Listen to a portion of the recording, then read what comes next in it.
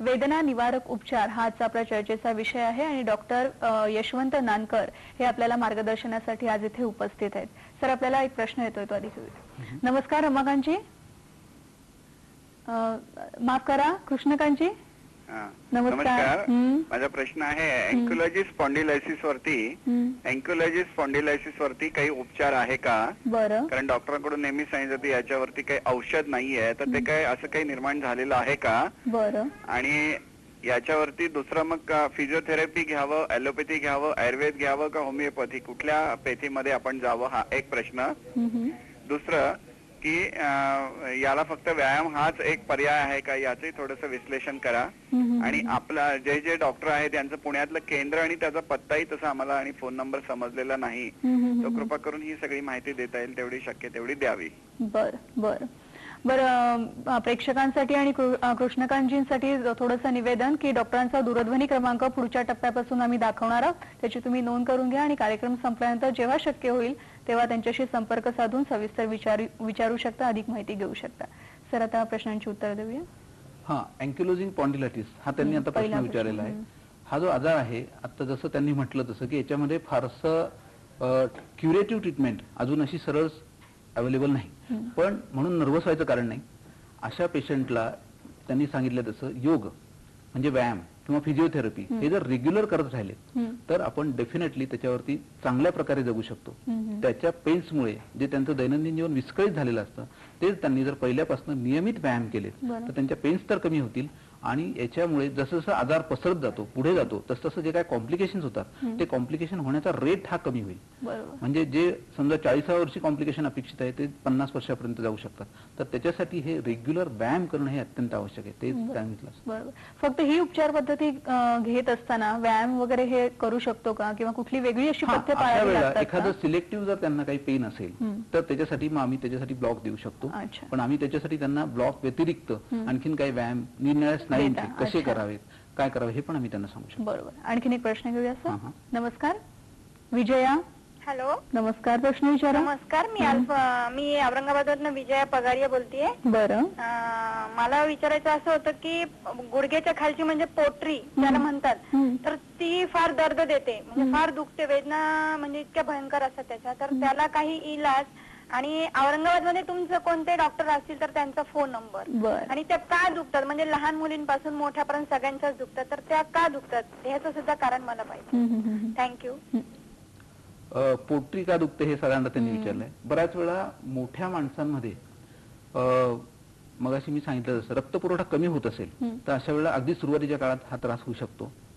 पण बऱ्याच वेळा किरकोळ काहीतरी कारण असतं, काही मार लागणं किंवा नेहमीपेक्षा वेगळ्या प्रकारचं एक्झर्शन होणं हे आहे. तर याच्यासाठी सोपे उपाय म्हणजे त्याच्यासाठीचे व्यायाम करणं. सोपे व्यायाम असतात, घरच्या घरी दिवसातनं 2-3 वेळा आपण ते करू शकतो आणि त्याच्याने बऱ्याच वेळा वेदना कमी होतात. तसं नाही झालं तर मग हे का होत आहेत ते शोधणं आवश्यक आहे.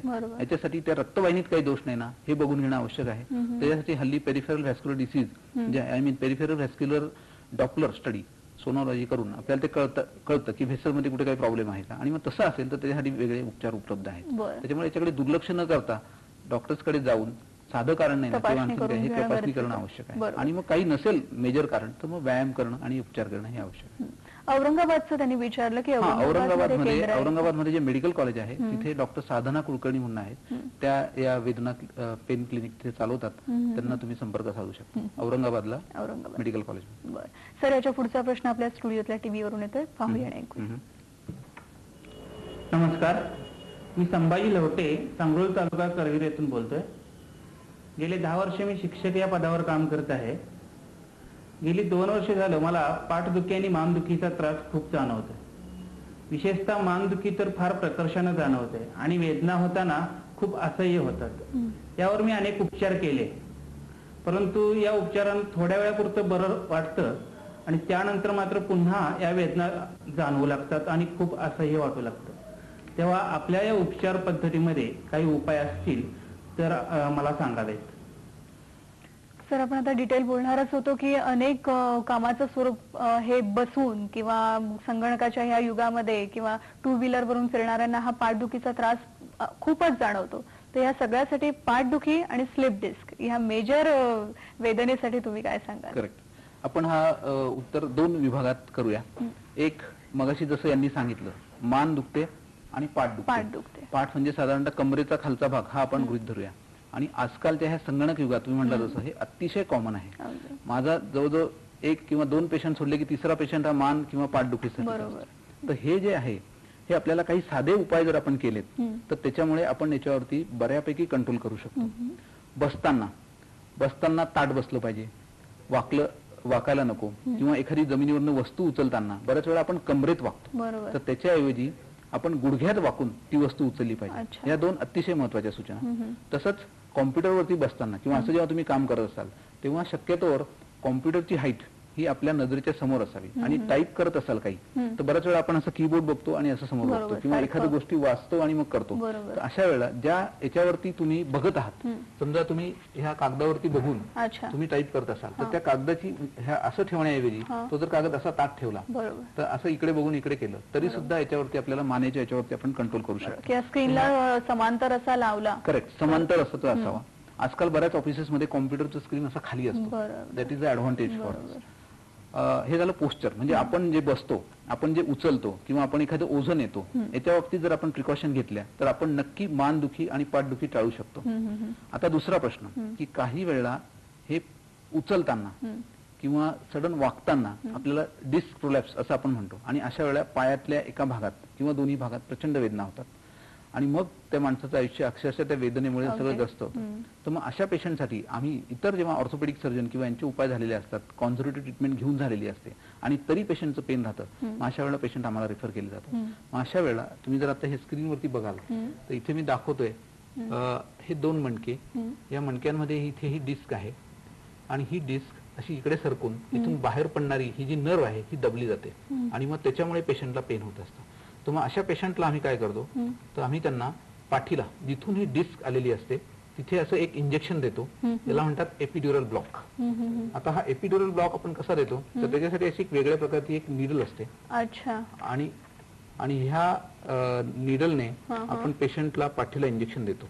अशा प्रकारचे हे इंजेक्शन देताना घाबरून जाऊ नका, एवढी जाड निडल नसते. आधी बारीक इंजेक्शनने ती जागा बहीर केली जाते आणि मग त्याच्यानंतर ते इंजेक्शन दिलं जातं. त्यामुळे देताना दुखत नाही. आता तुम्ही जेव्हा इथे बघताय तसं, आणि दिल्यानंतर पेशंटचं पेन कमी होतं आणि बऱ्याच वेळा ते कायमस्वरूपी कमी होतं. बऱ्याच पेशंटला एकाच इंजेक्शन नंतर आराम पडतो, काही पेशंटला लागलं तर दुसऱ्यांदा आठवड्याने आम्ही देतो. साधारणतः 90% पेशंटला एवढ्या इंजेक्शन नंतर ब्लॉक मिळतो आणि त्यांचं ऑपरेशन टळू शकतं. याचा फायनान्शियली पण पेशंटला खूपच फायदा आहे. पाठीच्या कण्याची सर्जरी त्यासाठी 1000 रुपये लागतात, याच्यासाठी 1000-1500 रुपयामध्ये काम. अच्छा, हे इंजेक्शन तुम्ही जे म्हणालात एपिड्युरल ब्लॉक, आणि खूप उपयोगी आहे. साधारण 60-70% लोकांना तरी याचा कायमस्वरूपी, ज्यांना खूप काळ अशा वेदना आहेत त्यांना याचा उपयोग होतो. बरोबर. आणि हे इंजेक्शन घेताना दुसरी काही पथ्य किंवा काही दुसरं पाळावं लागतं का, किंवा नंतर काही सांभाळावं लागतं का? आता हे इंजेक्शन देताना ही खरं म्हणजे ऑफिस प्रोसिजर आहे.